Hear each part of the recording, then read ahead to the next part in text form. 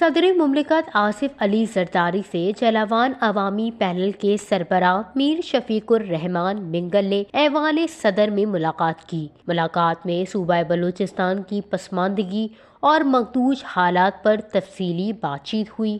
اس موقع پر صدر مملکت آصف علی زرداری نے بلوچستان میں صحت و تعلیم کی پسماندگی اور جاری ترقیاتی کاموں کے حوالے سے کہا کہ بلوچستان کے تمام مسائل کے حل کے لیے کوشاں ہے۔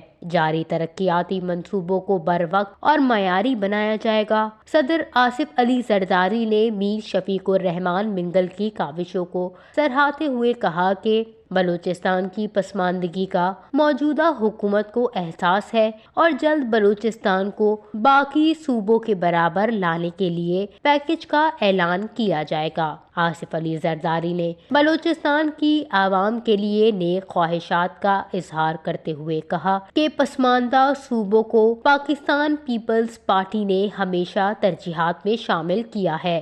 بلوچستان ہمارا دل ہے اور اس کی خوبصورتی کے لیے کوشاں ہے۔ آخر میں صدر مملکت آصف علی زرداری نے میر شفیق الرحمان منگل کو ایوان صدر آمد پر اعزازی سووینیر کا تحفہ بھی دیا۔